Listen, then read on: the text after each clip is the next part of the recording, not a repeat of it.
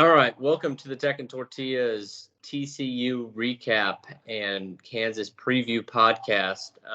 Coming off a big win for the Red Raiders after the bye week, we take it home 35-28. The battle for the saddle. The saddle will be staying in Lubbock for a year.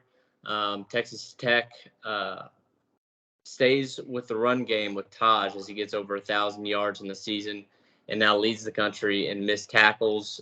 Morton steps in after a couple of rocky starts from Jake Strong and really shows out with nearly 300 yards passing. And Tech finally wins the turnover battle 2-0. I'll kick it over to y'all. What did y'all think about the game? Start with Troy. Awesome. I felt like a pretty clean performance, honestly. Morton only threw 8 completions and just let Taj eat all day. We didn't have any turnovers. I think really the only thing that kind of stood out as a negative, right, just glancing at it, is the penalties. But it didn't feel like many of them were backbreaking. And then I also like having the extra time going into next week because we're going to need against a well-coached Kansas team. Yeah. Dylan? Yeah, so biggest thing for me, obviously, off the bat, you see Brooks running the ball 31 times, and I don't care if he runs it 50 times. I just love that we're feeding him. Just keep giving him the damn ball. Things seem to open up, and plus you got Barron coming back, and that seemed to open things up for him. So it's good to see that dynamic's better. The offense just looked a lot more competent. So that was good for us going forward. The other thing, we got punched in the mouth coming out at halftime, and I don't know how many times we see a Tech team just fold and give up. I mean, I guarantee all of you had the same thought I did when we saw it happen, like, oh, typical Tech, here we go again. We're going to end up losing this game, right? But we had resolve today or on Thursday, and we were able to pull through. So those kind of things do stand out for me. And I agree with Troy. I like the extra rest and time to game plan for Kansas, because if we're looking to get to 6 and get to a bowl game, we're going to have to string some wins together here, right? So it's going to be a big game for us. Yeah, for sure. I like what you said about them coming back. You know, everybody's thinking typical old Tech. And that was something that I was really begging to see, like the brand that they kept preaching. We keep hearing about last year. It seemed like, I can't remember how many times I was on the couch thinking typical old Tech, here they come. And then they don't do it. Like they actually get a stop or score on a big drive where they really need it. This was one of those games where it felt kind of like last year's team, where they could come through in the clutch and perform in those moments. Taj they gave it to him almost every down, it seemed like, the first half and into the third quarter. He was on pace for over 40 touches halfway through the third. I think I'd be okay with a little less than that, especially with Morton being more healthy. But I think you really saw it help out in the pass game. You saw the big touchdown to Dre McCray. That was because they kept feeding him over and over. And everybody on that team, even though it was kind of a broken play in the backfield where they turned the wrong side. So really like that. That's something they're going to need to continue into next week. Let the pass feed off the run. And, turnover margin was huge. Finally, after 5 turnovers last week, you win at 2-0. It's amazing what a healthy starting quarterback can do. Some other things on the defense. Rabbit, obviously, with the huge game, he seals the game at the end with pick. He should have had like 4. There was one called back earlier, and he obviously had the one other pick before then. But huge plays by him. With Steve Linton out with back tightness, I thought the edges really stepped up. Miles Cole might have had his best game as a Red Raider. Didn't fill up the stat sheet, but affected almost every play. And also the freshman Dylan Spencer got some playing time, maybe his most with Linton out, and made some really big tackles. Was really physical at the line of scrimmage, which against a good TCU or a decent TCU offensive line, I thought that was impressive. That guy's got a lot of potential moving forward. Also want to give props to the O-line. They have stepped up. We were talking about this before. The offensive line with Shuck, those 3.5 games he was healthy, gave up 9 sacks. There was a lot of talk in the offseason about how much this offensive line had improved, and we hadn't seen that to this point. The last few games, even with the quarterback shuffling, they've really improved. You've only given up 9 sacks in 5.5 games since Shuck went down. So really, really big thing there and going forward. So, yeah, any thoughts on the rest of the defense, offense, things that stood out to y'all? Troy?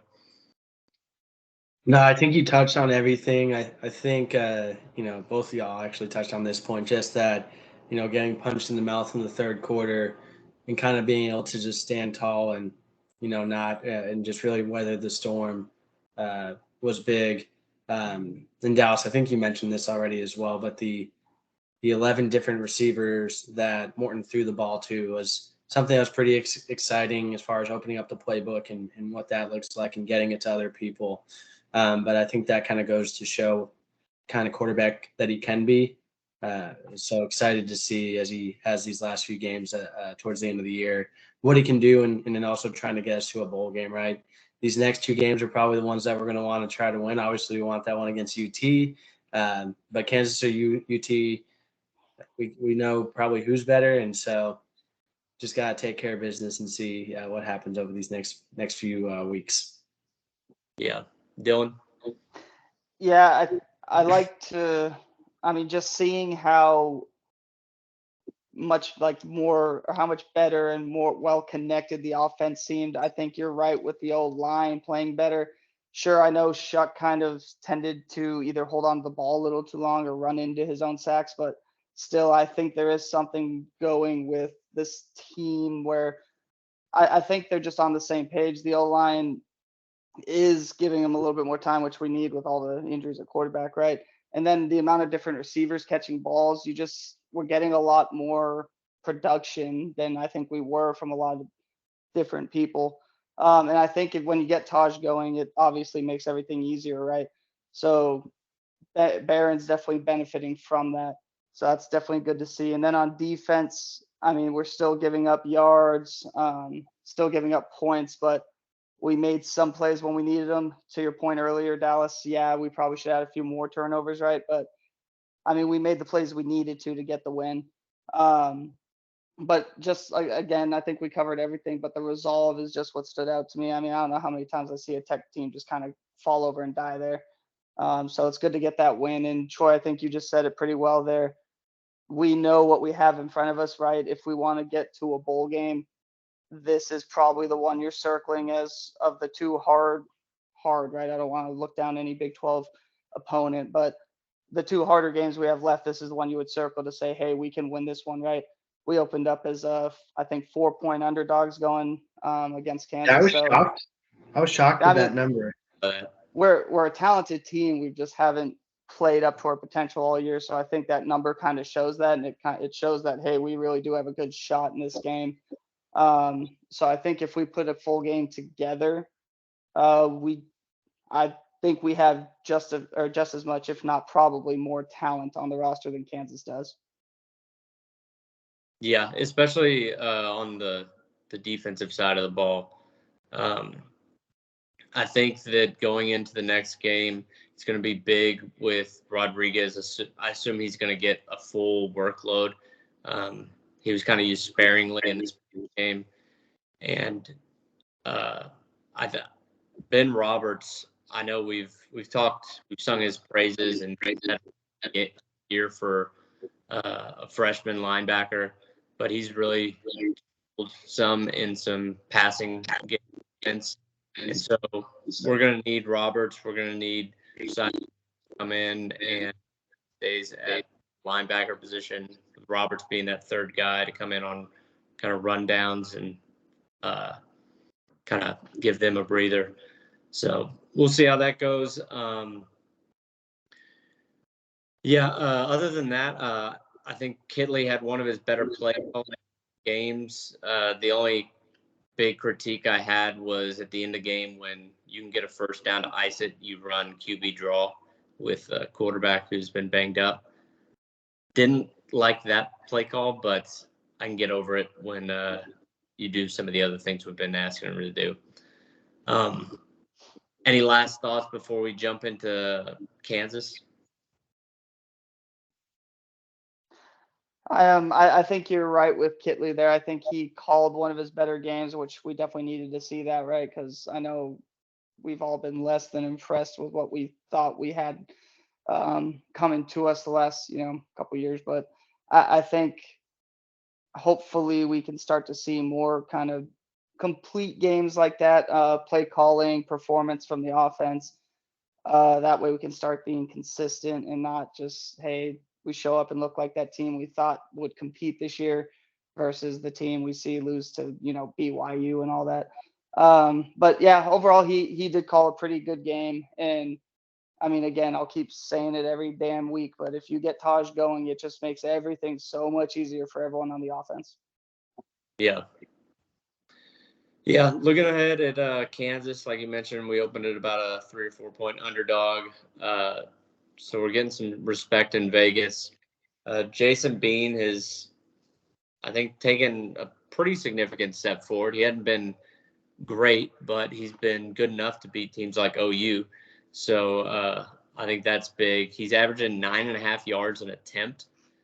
Not attempting a ton of passes, but when he's at his best is when they give him time in the pocket and they can lean on the run game and use him kind of sparingly. You've seen some games where he struggled, like against Oklahoma State, where they've kind of forced him to pass the ball a little bit more. So I think that's going to be one of the keys to this game is stop the run first and let Jason Bean beat you.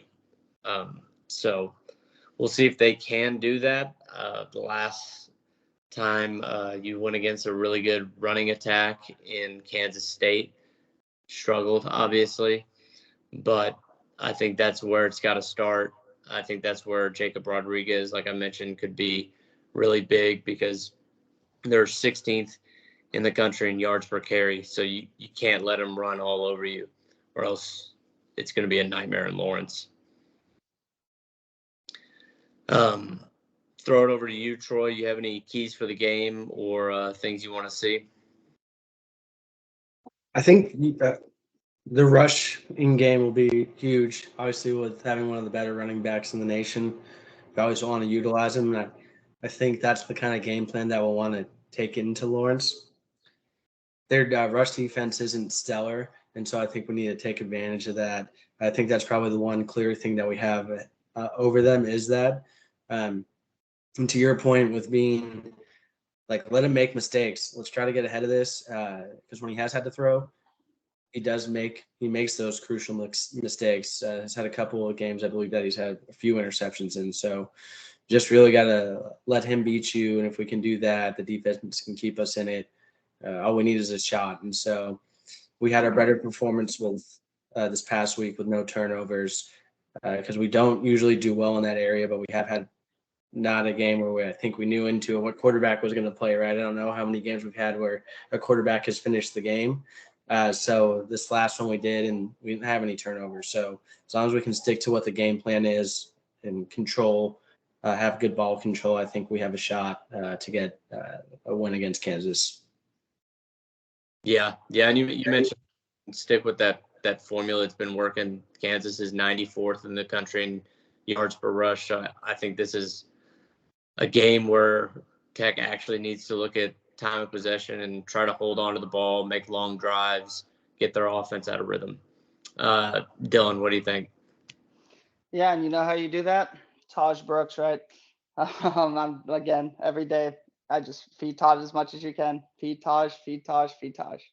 But yeah, I feel like I've pretty much been watching every Kansas game because I think they end up on my picks blog every damn week. But I'm telling you, Neil, he's shifty. He can break. I feel like I'm always seeing him running in open space, breaking big runs. So that kind of scares me. Yeah. He's Yeah, he's very good, especially at making people miss. Arnold, the receiver, I feel like he's always making big plays too. They just move the ball. They know how to move the ball. Even with Bean coming in, he's still is productive. The one thing I will say about Bean, I think I saw what he's got. Yeah, 4 picks on the year, but he probably should have a lot more. That guy throws it all over the place. Yeah, When he's hot, but he definitely misses a lot, and he has a few accuracy issues here and there. Now the problem is things are usually so open that it doesn't really matter. But I think we have a pretty opportunistic defense, especially in the secondary, where I think that's where we can kind of change this game. I think we'll have the opportunities to make big plays again. I mean, who knows? Maybe Rabbit will have another big game, but I think we'll just have to, like you said, control the ball. Taj will probably have a high usage again. Try to get them out of their rhythm because they're just go, go, go. And they just kind of continue to feed off that momentum.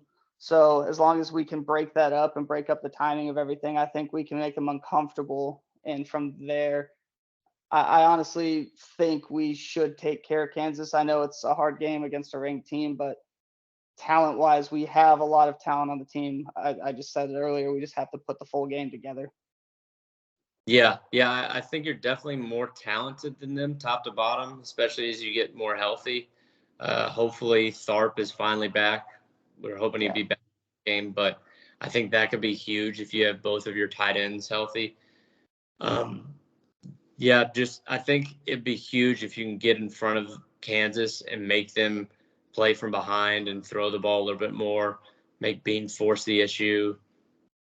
You do not want to have to get in a position where you're down a score or two and have to come back, and every time Kansas gets the ball they have 14 15 play 75-yard drives down the field. That's kind of what they've been able to do all year. When they're not making explosives, they just grind it out, the chains.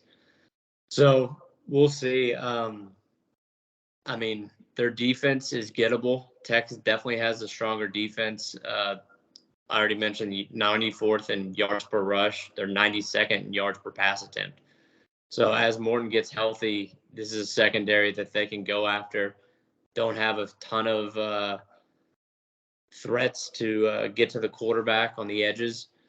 So you can really open up the playbook, and Kitley can get, I think, kind of do more of what he wants as long as he's getting Taj involved early and often. You could have another game where 10, 11 receivers catch the ball if things are clicking. So, before we can jump into the Big 12 release their new scheduling format, before we do, y'all have any closing thoughts on either TCU or Kansas? Troy? No, we touched on everything. We'll just have to continue to play a good, clean game. I like that we have extra days of rest going into it. I think that will be huge in the preparation of it. When you talk about playing good, clean football, that extra time always helps. And it couldn't come at a better time when we need it. So let's put together a good week. Have a couple more days of preparation against Kansas. So hopefully that goes a long way for this game, and we can see us get to 5 wins. But it's going to be big. This game is really big in hopes of our bowl eligibility. So hopefully we can put something together there. Yeah. Dylan? Yeah, I the game, I just saw the totals 61.5. I think both teams will score a lot on each other.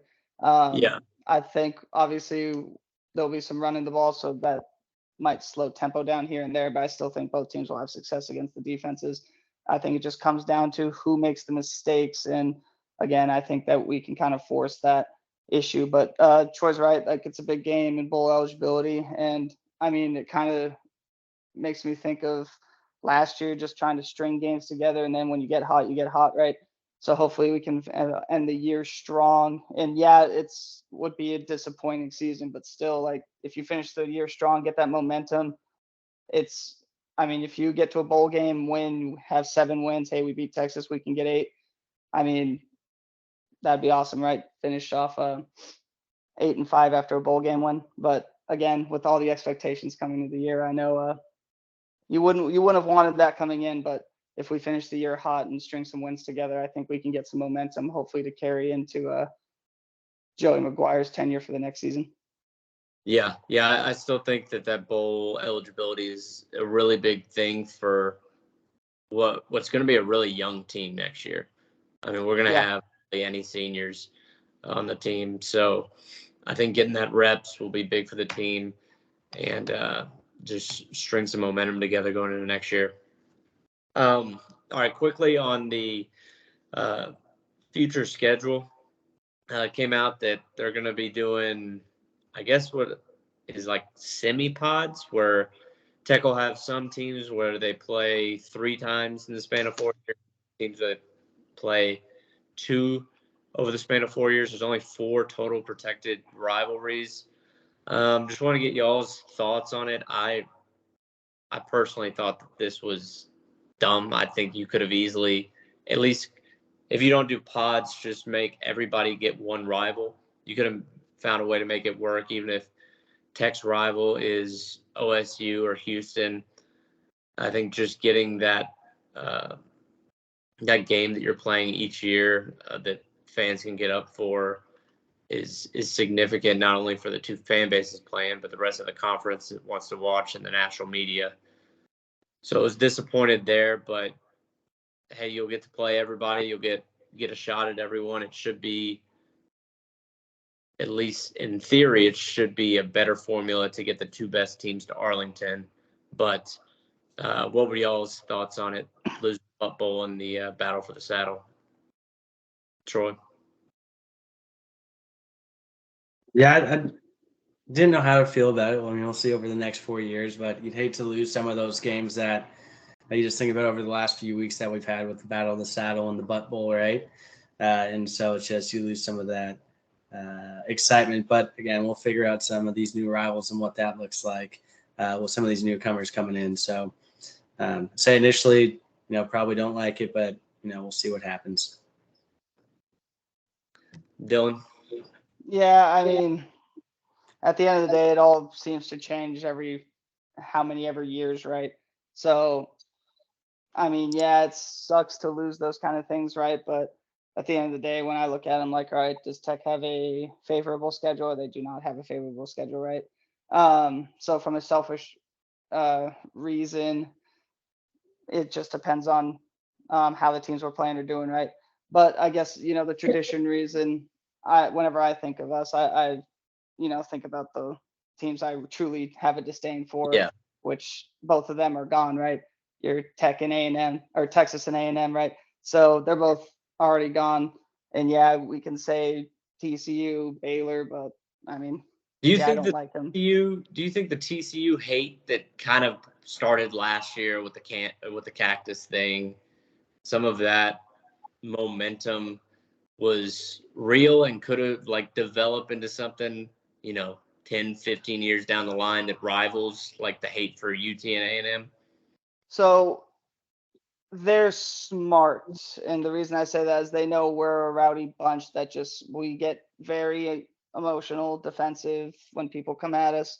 So they know that we'll always fight back. So if a team wants a good rivalry and wants to get the attention and fired up for it, going after us is probably a good decision, right? Yeah. So yeah, it could, just because of the fact that the ones I truly just hate deep down in my blood are leaving. You're leaving or have been gone for a while, right? Yeah. So yeah, there has to be something that fills that void. So I guess you could say it would. Plus, I mean, you'd have to think going forward in the Big 12, those are, like us and them, are 2 of the teams that think they have a good chance to position themselves to be the new top of the conference, right? So with all that going together, I think, that could have been real. But again, I don't know. Maybe it's just me being jaded. I think we're just kind of manufacturing something at this point. Well, I think part of it is that those 2 games have never had like serious like implications on the season. Yeah. Like obviously TCU coming back into the Big 12, we didn't play them when we were good with Leach, but like Baylor, Tech, it's always been one team is really struggling, the other team's doing well. TCU's been kind of in a similar situation where we've just kind of sucked the whole time. But I think that if you could have like some ranked versus ranked matchups between those teams, like in Texas, I know everybody who like works at like an office job, like people that are Baylor alums or TCU alums. I think part of the rivalry like thing that makes it special is like you're around those other fans and like they can talk back to you and you can talk back to them when your team wins. So I do think that there is something there if you stick with it, but I can see the conference being like it hasn't been there. So why force something when you've got 16 teams that need to play everybody? So Yeah, I think to your point, if you start playing like meaningful games against each other, yeah. And like I said, with us, we just want people to hate. I mean, that's just how our fan base is. So you give us someone who's good when we're good, yeah, we're gonna start a rivalry with them. It just happens. tried to start BYU. What's that? Big Gate. Yeah, but yeah, I mean, you think about it to your point though, like our biggest games is against what TCU, Aaron Jones, or that was the name, right? The running back. I think we were all of us were at that game. We were terrible. Like we were a terrible team, but we almost made the upset. But it's stuff like that. It's not like it was two great teams going against each other, Yeah. Hey, it's not Crabtree making it a catch to win a game. No. And who knows? Maybe in the Joey McGuire era, we'll have more opportunities for those moments. But yeah, and Tech football has been void of something like that for a while. Yeah. I guess we'll just have to beat the Longhorns this year, make it last for a while. Oh yeah, I mean that'd be awesome. Just beat them in every sport before they leave. All right. Well, y'all got anything left before we wrap things up? Yeah, I just remember the guy's name was Aaron Green. Yeah, I said that. Oh. I think some final thoughts for me on that is, I there's not anyone that really stands out to me. Obviously, Utah's having a great season, and it'll be fun as the Big 12 continues to add teams, like who stands out and who emerges. And so I think that will naturally field some rivalries. I think have a rivalry against Utah. They're all going to want to beat them. Yeah, and so that will happen, but it'll be fun to see over these next couple of years, like how it shapes up, because you may have some of that syndrome where you just beat up on each other, like you think about what Arizona's doing right now. Like they fit right into that mold, especially with that freshman quarterback they have. So it's exciting to see the teams that we're bringing in. They all are a little bit frisky, right, and want to be at the top of a conference that is losing, probably its two traditionally best teams, right? And so it's up there for the taking. So rivalries will happen. We'll get back to having some of those games that we feel like we wake up for, and we'll just have to give it some time to see what that looks like. But I'm excited for it, especially with the different teams and where these schools are. I mean, there's a lot of cool places to go visit now, so you can't take that for granted either. Scottsdale. We'll be there. Exactly. All right. Well, we'll wrap things up. Everybody make sure to like and subscribe. There'll be plenty more Tech and Tortillas content coming out. And we'll catch you next time. Wreck 'em.